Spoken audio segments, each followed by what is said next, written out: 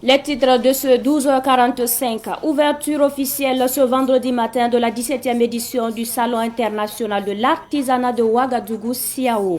Une cérémonie présidée par le président du FASO, le capitaine Ibrahim Traoré. Cette 17e édition se tient sous le thème artisanat africain, entrepreneuriat des jeunes et autonomisation. Ce salon connaît une grande mobilisation et de grande participation des exposants dans ce secteur. Vous entendrez le ministre en charge de l'artisanat Serge Poda dans cette édition. Après le centre-ouest, le projet Pacte a mis le cap sur la région de la boucle du Mouhoum où le pacte à travers le projet d'appui à la production durable et de commercialisation du niébé soutient l'Union provinciale Sessima des producteurs de niébé. On en parle également. Et en sport, le top départ de la 35e édition du Tour international du Faso est donné ce matin par le ministre en charge des sports Roland Somda qui va succéder à Paul Domon, maillot jaune de l'édition précédente. Bonjour à toutes et à tous et bienvenue dans ce journal. Et pour débuter, le Salon international de l'artisanat de Ouagadougou, Siao 2024 a ouvert ses portes aujourd'hui. Le président du FASO, le capitaine Ibrahim Traoré, a présidé la cérémonie de lancement des activités de cette 17e édition. La 17e édition se tient sous le thème artisanat africain, entrepreneuriat des jeunes et autonomisation. Il faut noter que ce salon connaît une grande mobilisation et de forte participation des exposants dans ce secteur. Ce sont au total 30 pays venus un peu partout du continent pour participer à cette édition et environ 4000 exposants, 350 journalistes et 355 000 visiteurs sont attendus. Et puis, le ministre de l'Artisanat, Serge Poda, est revenu sur les défis et les mots qui minent l'artisanat africain. Extrait. La 17e édition du Salon international de l'artisanat de Ouagadougou se déroule sous le thème Artisanat africain, entrepreneuriat des jeunes et autonomisation. Ce thème revêt une importance capitale, car il met en avant le rôle déterminant de l'artisanat dans le développement économique et social de l'Afrique, tout en soulignant l'implication et l'engagement de notre jeunesse dans ce secteur. La créativité et le talent de nos artisans, que nous aurons l'honneur de découvrir tout au long de cette édition, en sont le témoignage vivant. Secteur clé de l'économie africaine, l'artisanat contribue à plus de 20% du PIB du continent et emploie plus de 60 millions de personnes, majoritairement des jeunes. Il constitue une source essentielle de revenus pour de nombreux ménages, tout en constituant un levier incontournable de croissance et de réduction de la pauvreté.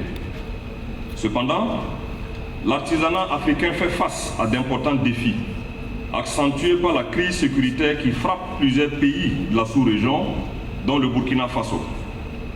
Cette situation de vulnérabilité a bouleversé les fondamentaux socio-économiques et particulièrement impacté les secteurs productifs, notamment l'artisanat, en raison des déplacements massifs de population et de la diminution des opportunités de commercialisation des produits artisanaux.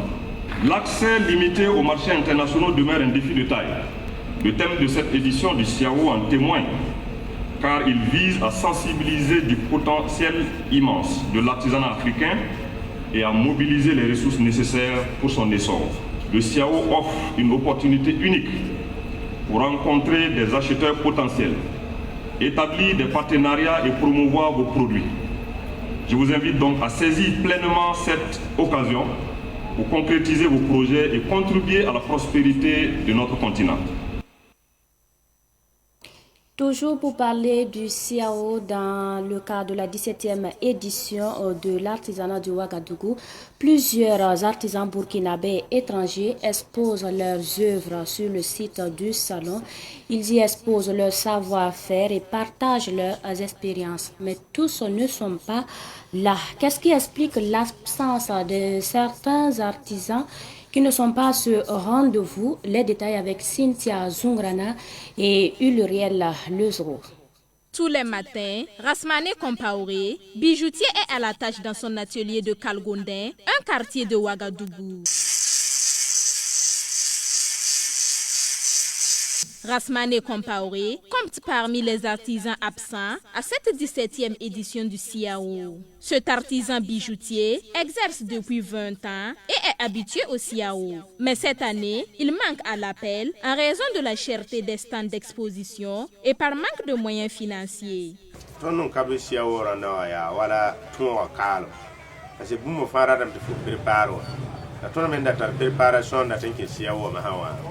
Le fait que nous ne soyons pas au CIAO cette année est lié au manque de moyens financiers.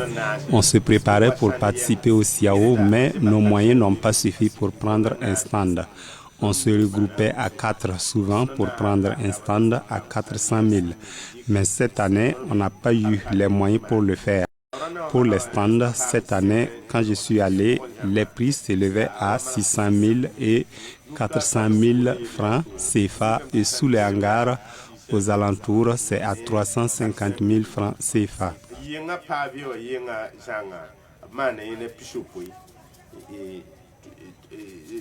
Rasmane Compaoré adresse un message d'encouragement à ses collègues exposants et appelle les organisateurs et le gouvernement à envisager des solutions qui pourraient faciliter l'accès aux artisans locaux.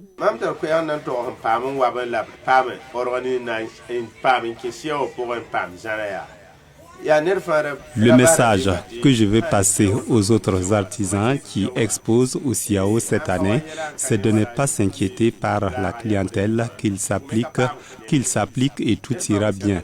Que Dieu facilite le marché pour eux. Nous voulons demander aux organisateurs aussi de penser aux artisans qui n'ont pas les moyens pour prendre un stand à 600 ou à 500 000 francs CFA. Pour les premières éditions du CIAO, on nous permettait de venir exposer nos œuvres et on ne payait pas plus de 35 000 francs CFA. Que les organisateurs actuels du CIAO pensent à nous qui n'avons pas les moyens pour prendre des stands à des prix élevés.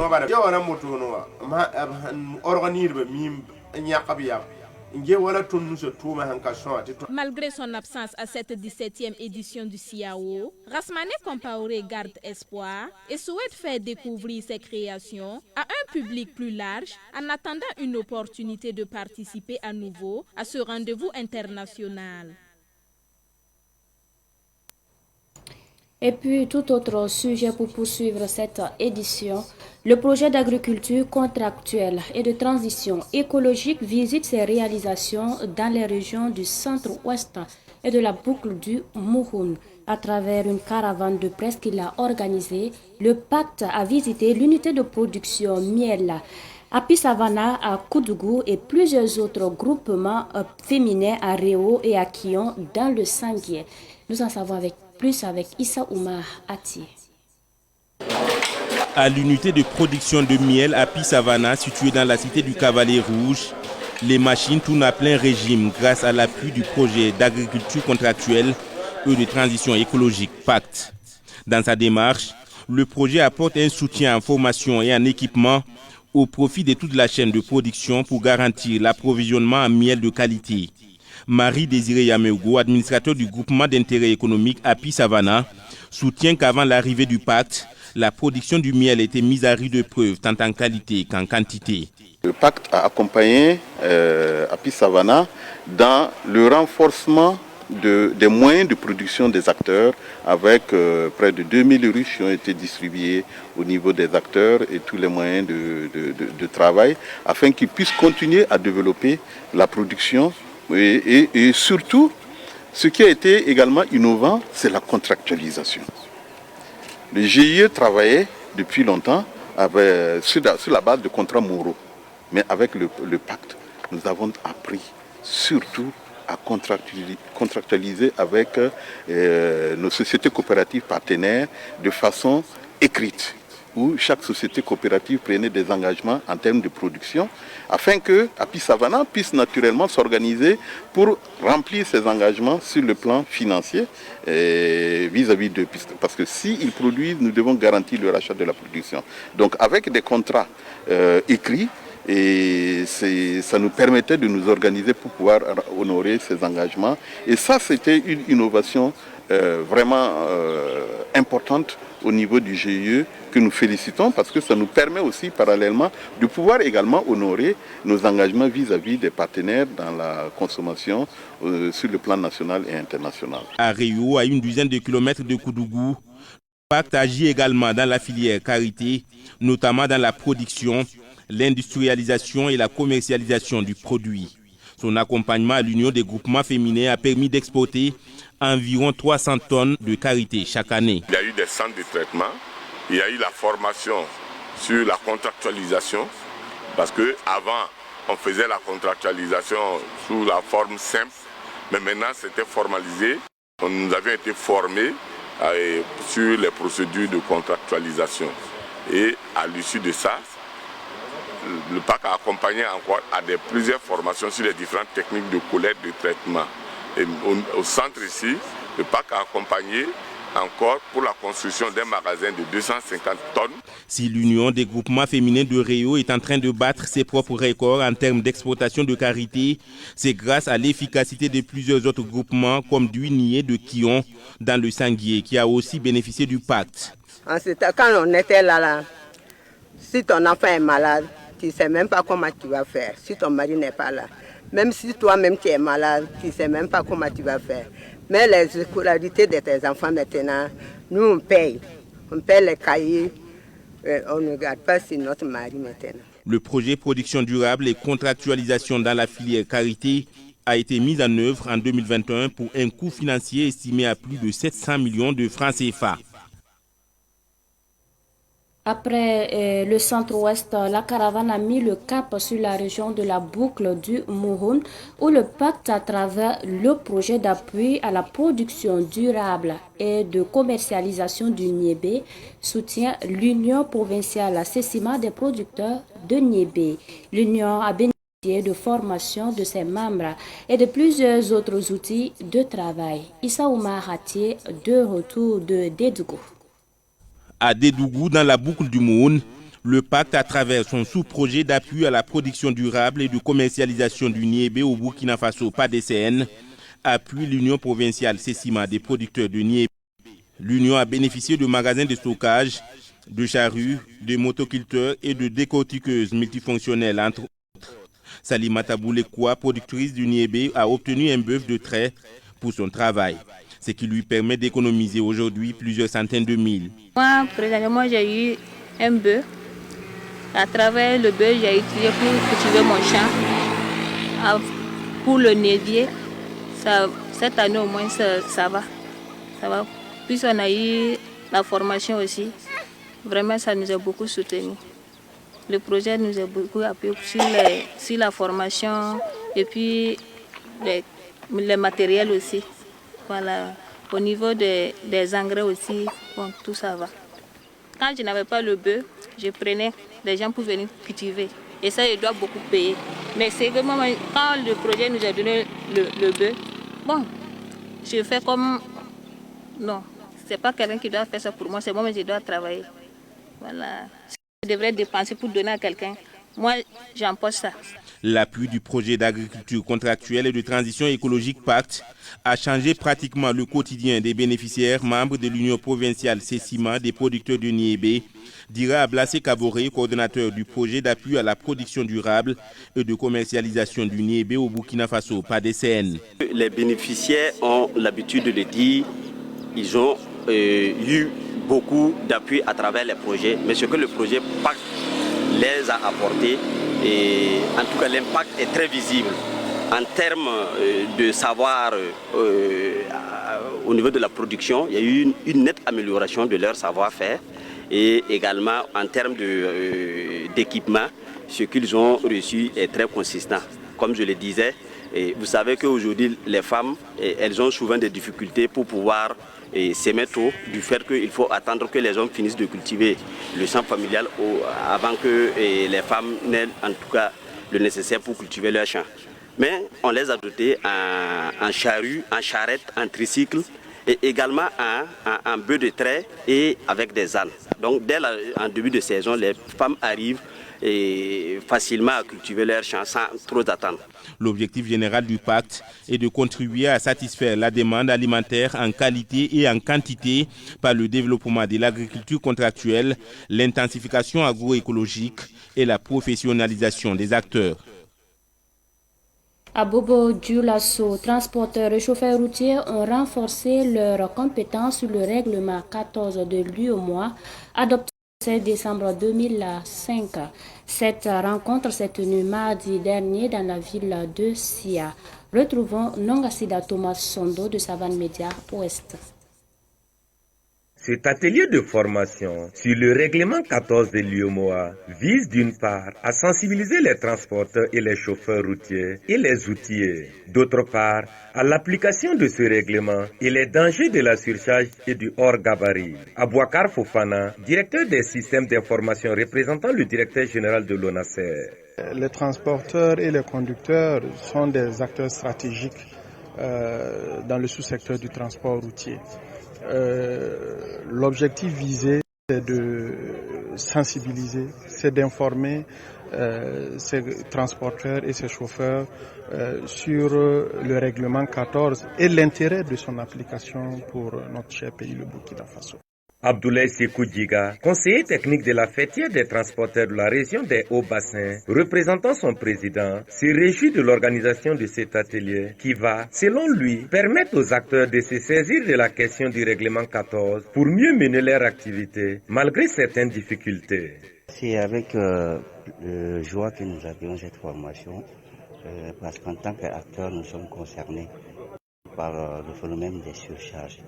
Et nous espérons que ça va nous permettre d'avoir plus d'éléments pour pouvoir mener à bien notre mission. Le fait que c'est bénéfique non seulement pour nos véhicules, pour nos routes, pour la santé physique de nos employés, ça n'a que des avantages. Seulement mais dans l'application, il y a pas mal de difficultés qui ressortent. Le vice-président de l'Union nationale des conducteurs routiers du Burkina, président de la section Grand Ouest, se félicite de la tenue de ce cadre de formation. Il appelle par ailleurs le gouvernement à impliquer les autorités compétentes à la mise en vigueur du règlement et à l'application des sanctions. Pour faire à ça à l'immédiat, il faut impliquer toutes les autorités compétentes, parce que les camions ne restent pas en ville et ils ne restent pas en dehors de ville. Il ne fait que va-et-vient. Ils passent devant les autorités. Donc, il n'a qu'à impliquer toutes les autorités, il n'a qu'à c'est-à-dire prendre des sanctions strictes. Voilà, à ce qu'on n'a qu'à pouvoir mettre ça. Selon l'étude d'impact de la surcharge réalisée en 2008, le phénomène de la surcharge entraîne par an des surcoûts économiques énormes estimés à plus de 30 milliards de francs CFA sur un réseau enquêté de plus de 1450 km. Et puis, forte dégradation des routes dans la commune de Guibaré, dans le BAM. Difficile pour les populations des villages environnants de rejoindre le chef-lieu de la commune pour leurs besoins. C'est la raison pour laquelle la population s'est mobilisée pour réparer les routes. Abdoulaye Kinda.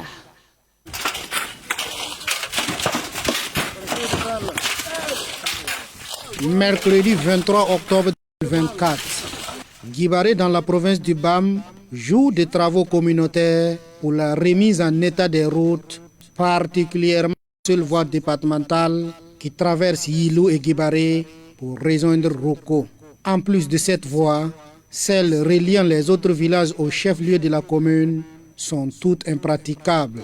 Ce sont les membres de l'association Koglzanga pour le développement de Guibaré qui sont à la tâche, à la satisfaction de Kiswen Sida Bezame Ouedraogo, PDS de la commune de Guibaré. La route départementale 95 pense à chose à partir de la jonction de Yilou sur la RN22 jusqu'à Roko. Maintenant, elle est fortement dégradée et les pistes sont vraiment dans un état de dégradation avancée. Mais les populations, en tout cas, s'organisent autour des travaux d'intérêt général pour réparer comme ils peuvent. Nous avons à l'exemple l'association Koglzanga qui œuvre vraiment dans ce sens. Ils organisent régulièrement des travaux d'intérêt général pour surtout boucher les nids de poules sur ces pistes. Ils le font aussi avec leurs propres moyens, avec souvent l'accompagnement de personnes, de bénévoles. C'est-à-dire que la plupart des personnes ressources de la commune accompagnent souvent ces activités. Avec des pelles à la main, les bonnes volontés chargent les tricycles et les camions. Dans cette opération qui mobilise des amateurs de bonne volonté, tous les moyens utiles sont mis à contribution. Pelles, tricycles, camions, bennes. La volonté y est. Maintenant, ce sont les capacités, les moyens. Nous, en tant qu'autorité, nous les encourageons comme nous pouvons. L'ouverture des pistes ou bien l'entretien des pistes dépasse un peu les moyens de la délégation spéciale. Nous effectuons de temps en temps des sorties pour les encourager sur le terrain. Le PDS de la commune de Guibaré, Kiswen Sida Bezame Ouedraogo, invite le gouvernement et les bonnes volontés à soutenir sa commune dans l'entretien des pistes rurales. C'est le lieu pour moi de lancer un appel à toute personne de bonne volonté qui pourrait soutenir à toutes les associations qui œuvrent pour l'épanouissement, pour le développement de la commune, de ne pas hésiter. Souvent, il y a des bennes qui les accompagnent, mais pour même le chargement de la latérite, ça pose problème. Nous les avons aussi invités à s'organiser plus que ça, à impliquer tous les villages. Et là, nous, en tant qu'autorité aussi, nous pouvons plaider auprès de certaines structures pour demander leur accompagnement en logistique ou en moyens financiers pour faciliter le travail sur le terrain. La commune de Guibaré regroupe 13 villages. Elle est située au côté gauche de la RN22 après Malou sur l'axe Ouaga-Kongoussi. La première édition de la Nuit des Rassembleurs s'est tenue hier à Ouagadougou. Une soirée de distinction des acteurs du monde de la sécurité routière. C'est une initiative de l'Union des associations pour l'éducation à la sécurité routière au Burkina Faso, Azur BF. On en sait plus avec Madina Toué-Draogo.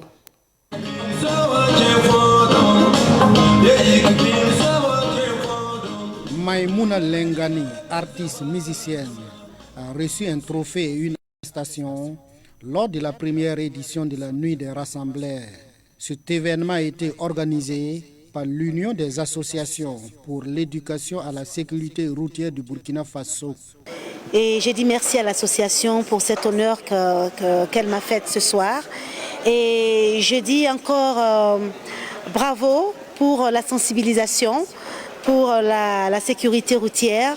Et je dis qu'une vie est très importante. Il ne faut pas jouer avec. Il faut faire très attention à la route, savoir bien se comporter pour vivre longtemps. Et merci à toutes ces personnes-là qui contribuent beaucoup à cette sensibilisation de la sécurité routière. Au total, 44 trophées et attestations ont été décernés aux différents responsables des structures engagées dans la sensibilisation sur la sécurité routière afin de réduire le nombre d'accidents. On a initié ça pour dire merci aux premiers responsables des sociétés pour leur demander à nous accompagner dans le sens de... C'est-à-dire, si je dis l'insécurité routière, c'est pour rien, pour qu'il n'y ait plus de problèmes d'accident, problèmes de quoi que ce soit. Mais en passant le premier responsable de chaque société, c'est ça on a dit. En disant ça, ça dit que dès leur service, ils nous aident à communiquer, les premiers responsables. Donc maintenant, pour donner des trophées et des attestations, on a initié la Nuit des Rassembleurs pour passer notre message. Au cours de cette soirée, les deux autres pays membres de l'Alliance des États du Sahel, AES, à savoir le Niger et le Mali, étaient également représentés. Ousmane Sissé, conseiller à l'ambassade du Mali, a exprimé sa satisfaction. Nous sommes très honorés ce soir que le Mali et le Niger soient associés à cette initiative qui est vraiment salutaire. Et nous ne pouvons que nous réjouir vraiment pour ce fait. Je les souhaite bon vent, et du courage et très bonne chance pour la suite, pour les prochaines éditions. La soirée s'est déroulée autour du thème Burkinabé et promotion à la sécurité routière, je m'engage. La Nuit des Rassembleurs s'est officiellement clôturée par une photo de famille Rendez-vous est pris l'année prochaine pour la deuxième édition.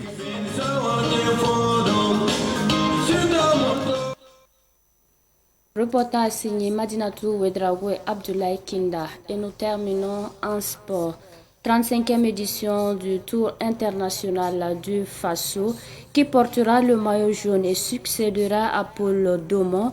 Le top départ de la 35e édition du Tour international du Faso a été donné ce matin par le ministre en charge des Sports, Roland Somda. 3 équipes représentent le Burkina Faso à cette 35e édition du Tour cycliste. 15 sur 15 équipes annoncées, finalement, ce sont 11 équipes de 9 pays qui se sont inscrites sur la liste de départ. La première étape est Koulbila Tenkodogo. Fin de cette édition. Merci à vous qui l'avez suivi. Merci pour cette constante fidélité. La suite du programme dans un instant.